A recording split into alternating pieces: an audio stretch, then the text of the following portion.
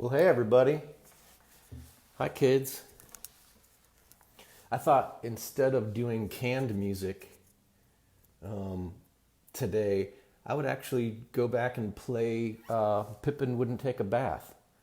So for some of you, you have met me or know me as the author of Pippin No Lickin', and this is the song that goes with that book.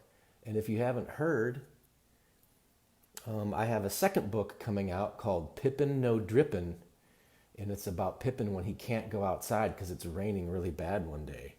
And so he has to use his imagination.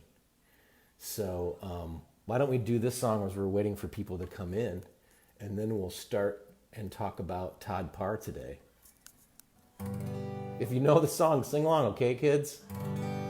Pippin, Pippin wouldn't take a bath, smelled so stinky to the kids in his class. Pippin, Pippin wouldn't give a lick, to his fur everything would stick. Oh yeah, oh yeah.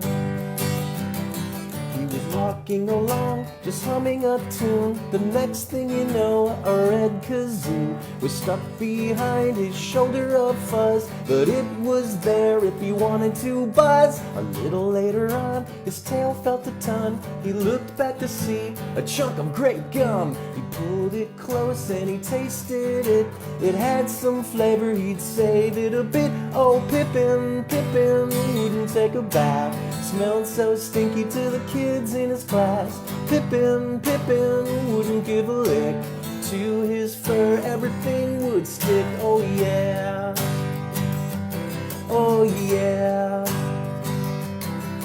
The very next day, a butterfly sat on his back. Imagine that! Its wings blew air. He felt pretty proud. He had his own fan, so he grinned and meowed.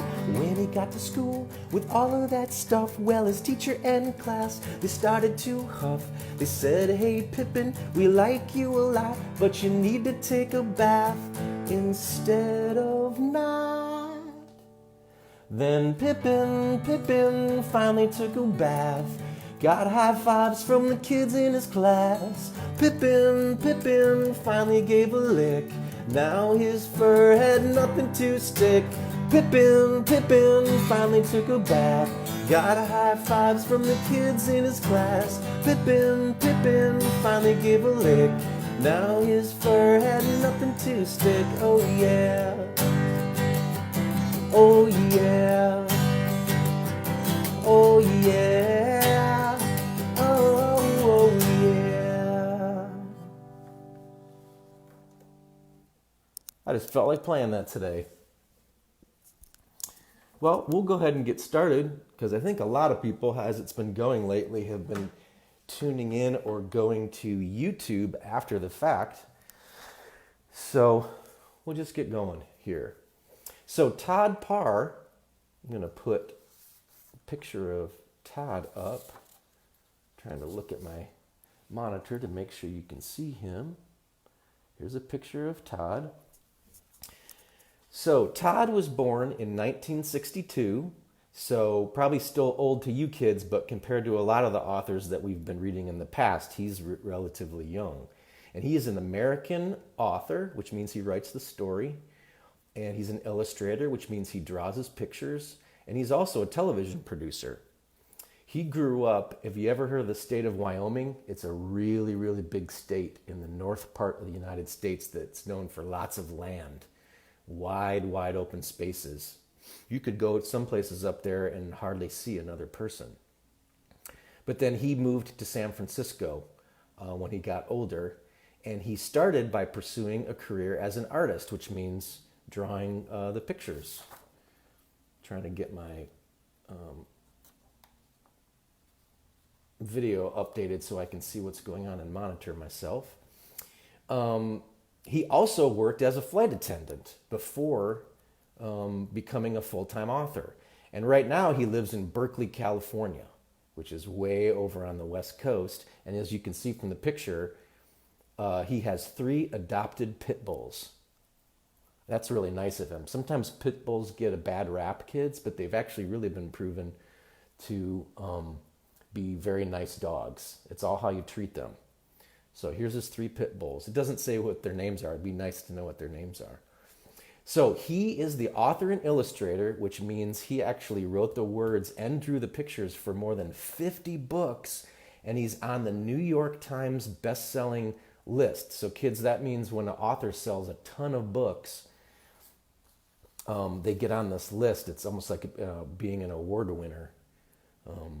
So his books have received numerous awards, and they've been translated in 18 different languages. Can you imagine that? That's a lot of different languages. And he is the co-creator of a popular television show called Todd World. And you can see that on TLC and Discovery Kids. And he's also worked on short films with Sesame Street. So that's pretty cool. And he's also working on a brand new television show, which has yet to be named.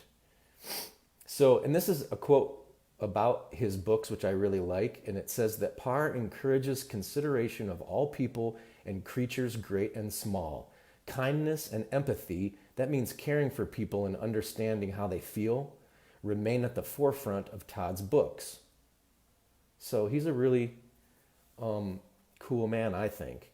And all of his reading and his books and his pictures are about helping people, helping animals, and promoting literacy, which means learning how to read and write. So that's very good. I think that's very good things. So here we go. We have our book today. And if you have your pen, if you bought your book, this one's actually great because it actually has a place for us to write who it belongs to. But I'm going to do what we do. And we're going to say this is Mr. Layne's Children's Book Club. And this is number 5. And it is July 29th. My 29 is not very good. And then it says this book belongs to, and I'm just going to put my name in here.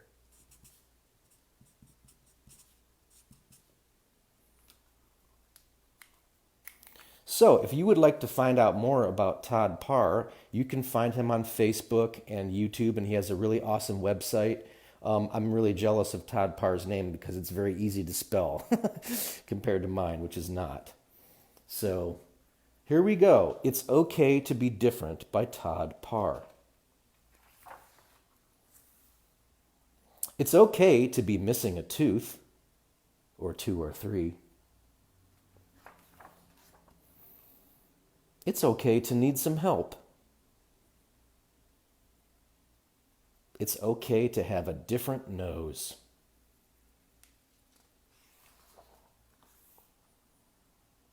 It's okay to be a different color. It's okay to have no hair.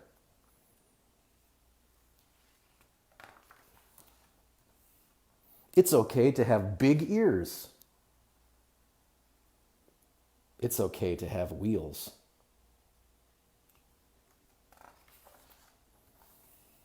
It's okay to be small, medium, large, extra large.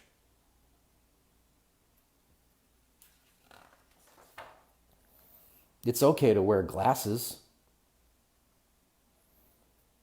It's okay to talk about your feelings.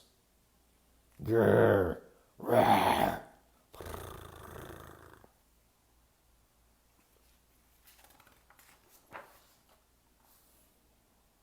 It's okay to eat macaroni and cheese in the bathtub. It's okay to say no to bad things.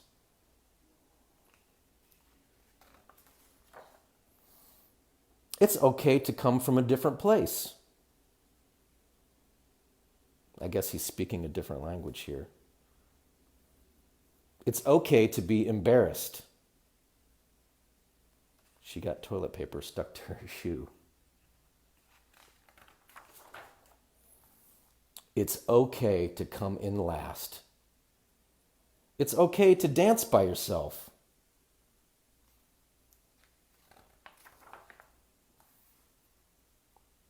It's okay to have a pet worm. It's okay to be proud of yourself. It's okay to have different moms. It's okay to have different dads. It's okay to be adopted.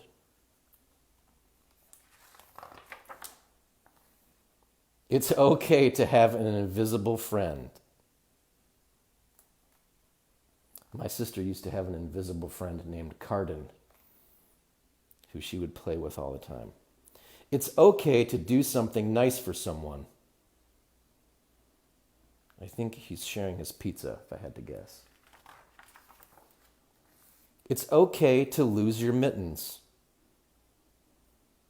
It's okay to get mad.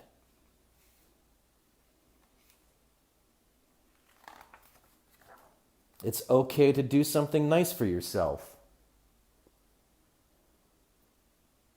It's okay to help a squirrel collect nuts.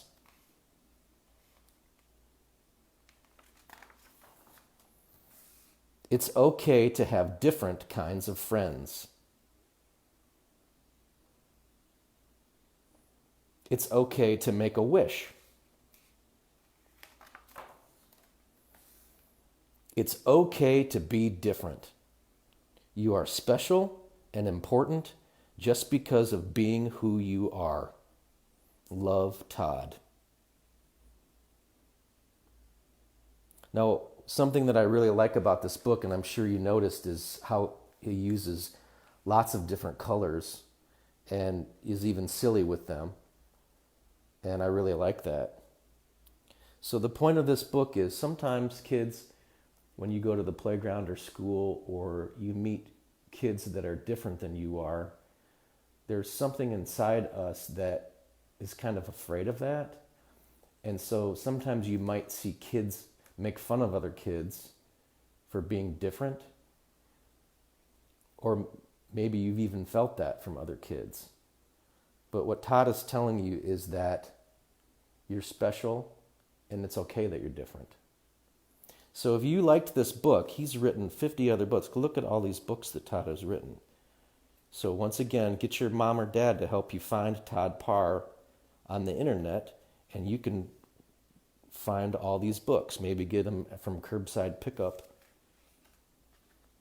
at your local library or get one on Amazon. All right, well, that's all for today. We are going to have Mr. Layne's Children's Book Club number 6 in 2 weeks. And I'm so bad I didn't even look up the date on that. I think that's August 13th maybe, or August 12th. I'll have to look that up and I'll put it on my Facebook. And we are going to be reading Mama, Do You Love Me by Barbara Josie. Now, I'm actually a friend of Barbara Josie's, and so I'm really excited to read this book.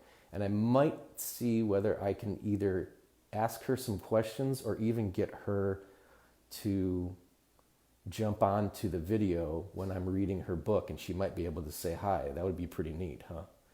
Okay, so I will see you in 2 weeks with Barbara Josie's Mama, Do You Love Me? And I hope you have a great rest of the week. All right, bye.